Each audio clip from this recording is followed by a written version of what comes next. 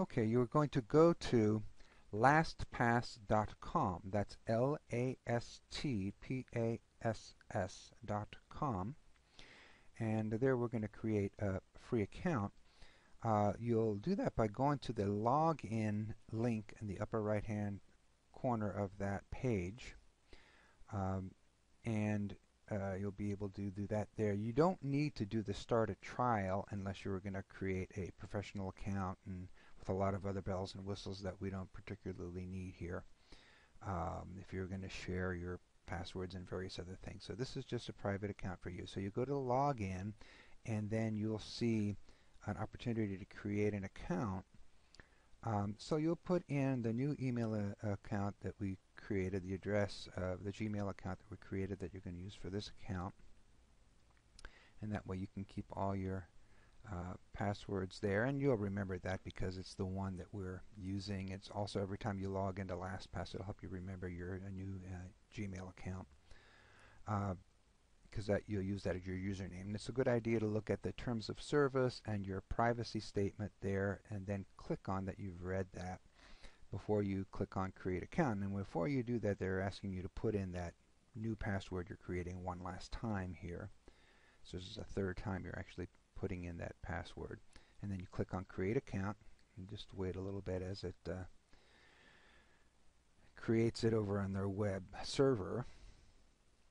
And then you'll get to the next screen that says congratulations, and then you'll say okay, and download the application. Now the application is going to reside on your computer, and you'll put this on every computer that you use. If you have one at work, if you have one on your laptop or whatever.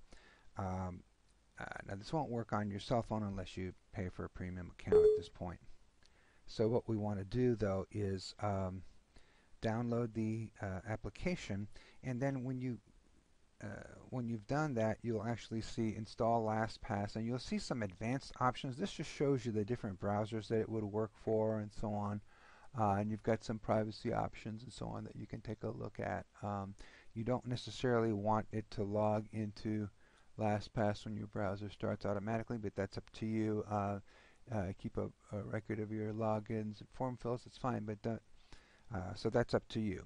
But then go ahead and download the application. Then you'll see the application in the lower left hand side of your browser, typically in either Chrome or Microsoft Internet Explorer, and you'll click on the download, and then you'll be able to open that up. Now when you go to LastPass, to start your browsing session for the day, you want to log into LastPass before you log into anything else, because that way you can have your vault handy and it will autofill your all the sites that you're going to need passwords for. That's a really good way to keep things secure. And since some of these things really, are your money, I mean, certainly you want to use this for your bank account, things like that, because that way you only have to memorize the one master password, and then you can actually create random passwords, auto-create very difficult passwords for every new website that you join, and it will all be saved in your LastPass account. You only need to remember the one master password. So it starts you off by saying, once you log in for the first time after creating your account, you probably want to go to your Google account or Gmail account and log into that first. That'll be again the same one. I would go to the Gmail account that you just that you've created for a program and use for your LastPass username as well. And then so that you'll see every time you come to a login screen, you'll see the little asterisk there in the right hand side, and when the first time you log in to your account, you see kind of an eye with an eyebrow over it there.